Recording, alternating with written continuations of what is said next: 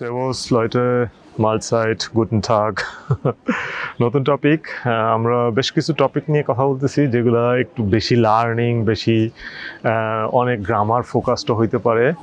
এটা খুবই নর্মাল ল্যাঙ্গুয়েজের শুরুর দিকে, কারণ আমাদের বেসিক কিছু জিনিস আইডিয়া নিয়ে দক্ষতা অর্জন করে দেন হচ্ছে আমাদের ল্যাঙ্গুয়েজটাতে প্রবেশ করতে হবে। তারপরও আমরা মাঝে মধ্যে কিছু অ্যাডজেক্টিভের ভিডিও করছি, মাঝে মধ্যে আমরা কিছু শব্দের ভিডিও করছি, তাই না? আজকে আবার এরকমই একটা ভিডিও, সেটা কি? সেটা হচ্ছে মাইনা ফ্যামিলি। আমি আমার পরিবার নিয়ে কথা বলবো এবং পরিবার নিয়ে কথা বলার প্র্যাকটিস করব। ওকে, যেমন পরিবার নিয়ে যদি আমরা কথা বলতে চাই, আমরা কি বলি, তাই না? আমরা সচরাচর আমরা পরিবারে কে কে আছে বলি, কে কি করে বলি, সেগুলা, তাই না? যেমন এখন ধরেন আমরা যদি একদম স্ট্যান্ডার্ড একটা পরিবারের কথা বলি, যেখানে হচ্ছে বাবা মা, দাদা দাদু আর তাদের দুইজন নাতি নাতনি আছে, তারা কিভাবে নিজেদেরকে পরিচয় দিবে, ঠিক আছে? যেমন আমরা যদি এখন রবিন আর ইউলিয়ার কথা ধরে নিলাম, ওদের বাবা মা আছে, তো এখন সেটা কি হবে যে, অথবা আমি আমার নিজে থেকে যদি বলি যে এই পরিবারটা আমার, তাহলে আমি কি বলবো? আমি বলবো যে mein Name ist Robin, mein Name ist Robin, ich habe ein Geschwister, অথবা একাধিক হইলে zwei Geschwister অথবা drei Geschwister, কারণ আমার দুইজন অথবা একজন অথবা তিনজন ভাই বোন আছে। ওকে, সো এখানে Geschwister বললে নির্দিষ্ট করে বলা হলো না কতজন ভাই অথবা বোন, বাট আমি সংখ্যাটা বলে ফেললাম। ওকে, তারপরে বাবা মার ক্ষেত্রে কি বলবো? ইসাবে মাইনা এলটান, আমার পিতামাতা আছে যারা, ইসাবে মাইনা এলটান, এলটান হচ্ছে পিতামাতা, অথবা আমি পরিচয় করে দিতে পারবি দাস জিন্ড মাইনা এলটান। ওকে, তারপরে এলটানের পরে কারা আসবে? এলটানের পরে যারা আসে তাদেরকে জানা ভাষায় বলা হয় যে ওপা অথবা ওমা স্বাভাবিক ভাষায়, কিন্তু বইয়ের ভাষায় বলা হয় হচ্ছে গ্রোস ফাটা অথবা গ্রোস মুটা। ওকে, গ্রোস ফাটা হচ্ছে দাদা আর গ্রোস মুটা হচ্ছে দাদি। এখন জার্মান ভাষায় আমাদের মতো যেরকম আমাদের কালচারে যেটা ডিফারেন্ট আলাদা করা হয়, যে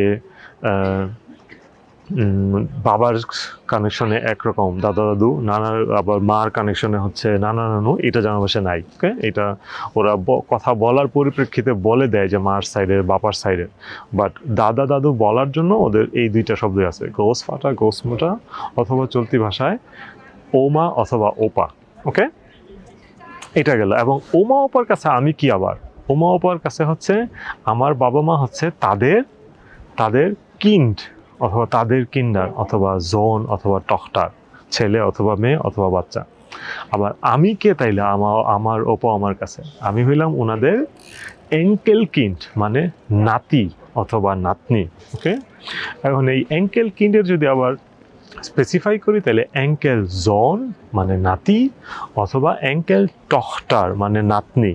ওকে, তো এইভাবে এই চক্র, এই শব্দগুলো ব্যবহার করে আমরা আমাদের ফ্যামিলির যে পারপাসগুলো আছে এগুলো আমরা করতে পারি। ওকে, তাহলে আমরা আমাদের নিজেদেরটা শিখলাম, আমরা একটা শব্দ শিখলাম যে গিশভেস্টার কীভাবে আমরা বলতে পারি, আমরা ওপা ওমা শিখলাম, আমরা গোস ফাটা গোস মোটা শিখলাম, ফাটা অথবা মোটা শিখলাম, ফাটা মোটারকে জার্মান ভাষায় বলা হয় ফাটা অথবা মুটি, জার্মান ভাষায় এইভাবে বলা হয়। আমরা অ্যাঙ্কেল কিন্ড শিখলাম, এরপরে অ্যাঙ্কেল জোন শিখলাম, অ্যাঙ্কেল টখটার শিখলাম। এই রিলেশনগুলো ক্লিয়ার হয়ে গেলাম, তাই না? এর বাইরে আরও থাকতে পারে, যেমন নেফেকে জার্মান ভাষায় বলা হয় ভাগ্নিকে নেফে বলা হয়, ভাগ্নিকে বলা হয় নিষ্ঠে, সেভাবে হইতে পারে। সো এই ভিডিওটার মাধ্যমে এই ফ্যামিলির যে রিলেশন সেটা ক্লিয়ার হয়ে যাওয়া। ওকে, এবং আমরা চাইলে আমরা কিন্তু আরও ডিটেলসেও বলতে পারি যে আমার যে সিবলিংস আছে, আমার যে ছোটো ভাই আছে ছোটো বোন আছে, তাদের বয়স কত। যেমন আমার ছোটো বোন ইউলিয়া যদি হয়, আমি যদি বলতে চাই যে ইউলিয়ার বয়স 7, তখন আমি বলবো ইউলিয়া ist 7 Jahre alt।